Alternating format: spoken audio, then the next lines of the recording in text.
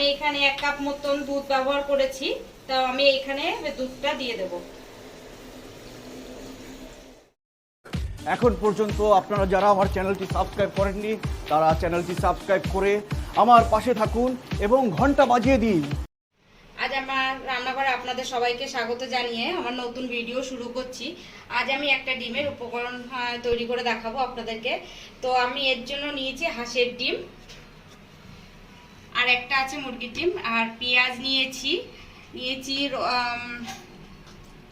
Tomato paste, আর নিয়েছি এখানে পোস্ত 1 চামচ, বাদাম 3টে শুকনো লঙ্কা, কাঁচা লঙ্কা, তেজপাতা আর গোটা গরম মশলা, আর এখানে নিয়েছি আদা বাটা আর রসুন বাটা।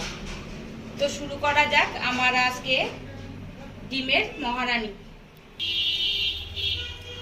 তো ডিমের মহারানি করতে যেটা আমার প্রথম দরকার সেটা হলো আমি এই ডিমগুলোকে একটুখানি লম্বা লম্বা করে চিড়ে, যাতে করে আপনারা যে কোনো আপডেট সাথে সাথে পেয়ে যান। আপনার মূল্যবান মতামত দিয়ে আমাকে উৎসাহিত করুন। কি হচ্ছে এবং উনি কি করতে চান সেটা দেখতে হলে আমার চ্যানেলটি এক্ষুনি সাবস্ক্রাইব করুন এবং ঘন্টা টিপে দিন। দেখুন এইভাবে আমি সবকটা ডিম লাইক কমেন্ট শেয়ার করে বন্ধুদের মাঝে ছড়িয়ে দিন। চলুন দেখি উনি কি করতে চাচ্ছেন। আমি এখানে সবকটা ডিম চিড়ে নিয়েছি, আর এই ডিমগুলোকে একটু লবণ মাখিয়ে নেব। আমি আজকে ডিমের মহারানি করতে হলুদ ব্যবহার করব না। এইটা ডিম মাখানো থাকুক, এবার চলে আসছি গ্যাসে। তো আমার এখানে কড়া গরম হয়ে গেছে। আমি যেটা প্রথম দেব, কড়াতে ঘি দিয়ে দেবো 1 চামচ, আর দিয়ে দেব তেল।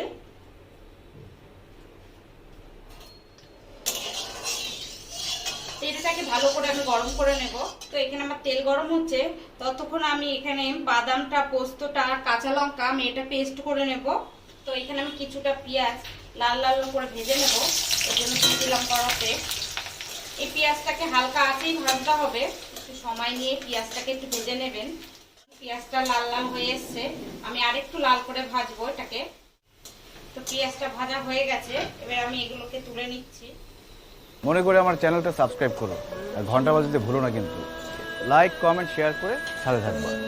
যে ডিমগুলোকে রেখেছিলাম এবার ডিমগুলোকে ভেজে নেব।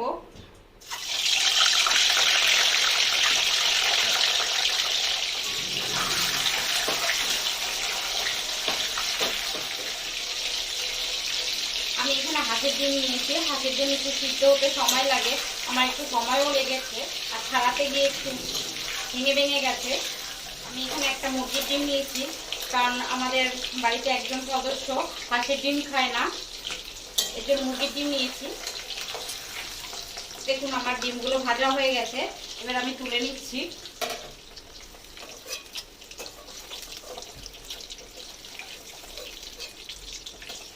ডিমের মহারানি করতে ডিমটাকে বেশি ভাজলে হবে না, তাহলে ভালো হবে না খেতে। এর মধ্যে আমি আরেকটু দিয়ে দেবো তেল। এবার আমি গোটা গরম মশলাগুলোকে ফোড়ন দিয়ে দেব।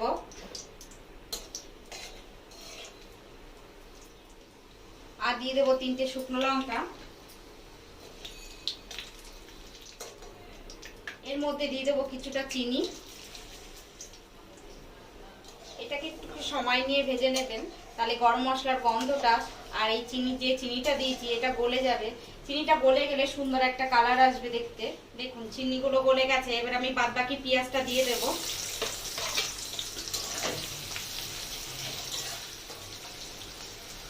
এর মধ্যে দিয়ে দেব 1 চামচের 1/2 চামচ লবণ, আর যে 2টো তেজপাতা ছিল সেটাকে আমি ফাটিয়ে দিয়ে দিলাম।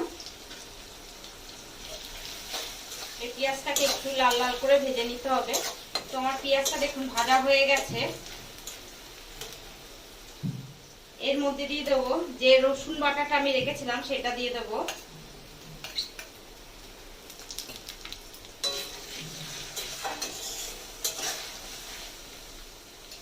দিয়ে দেবো আদা বাটাটা।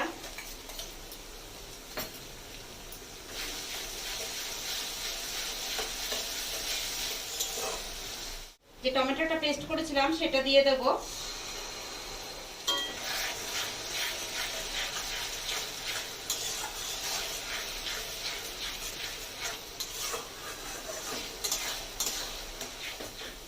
দেখুন আমি যে পেস্টটা করে নিয়েছিলাম, পোস্ত, কাঁচা লঙ্কা আর বাদামের পেস্ট করে নিয়েছি, এবার এটাকে আমি দিয়ে দেব।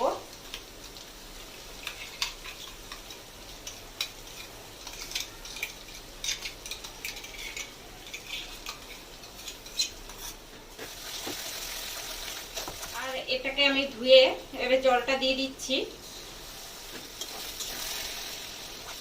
এর মধ্যে আমি আর সামান্য একটু জল দিয়ে দেবো কষানোর জন্য।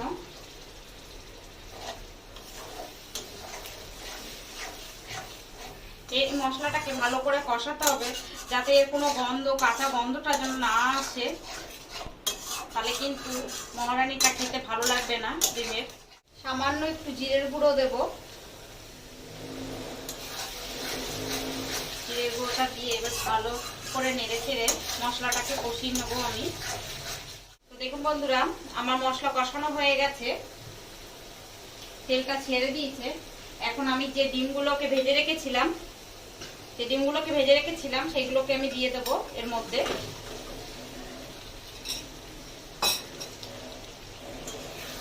এই ডিমগুলোকে দিয়ে আলতো করে নেড়ে চেড়ে কষিয়ে নিতে হবে আরেকটু।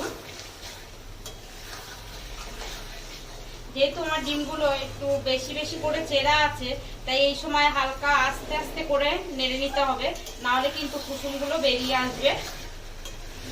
খুবই সাবধানে এটাকে কষাতে হবে।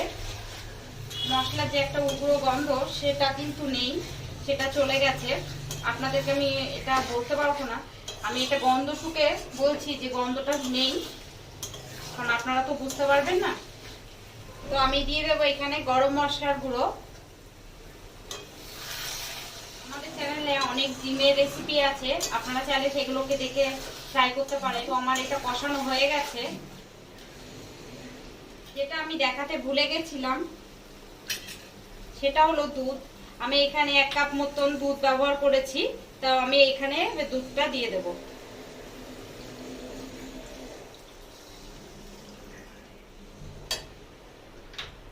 এখানে দুধটা আমার জ্বালানো ছিল, আপনারা চাইলে কাঁচা দুধও ব্যবহার করতে পারেন। তো এটা এর ফোটার অপেক্ষায়, অবশ্য ফুটে এসছে, তো এটা আর একটু ফুটবে।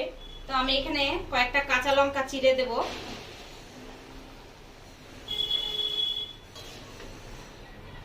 কাঁচা লঙ্কাটা দিয়ে আমি 5 মিনিট মতন এটাকে ফুটিয়ে নেব।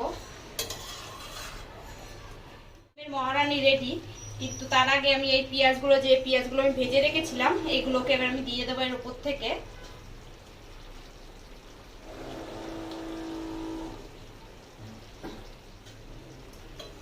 এটাকে দিয়ে আমি একটু নেড়ে চেড়ে নেব। তো বন্ধুরা, আমার ডিমের মহারানী রেডি। এবার আমি এটাকে নামিয়ে নেব।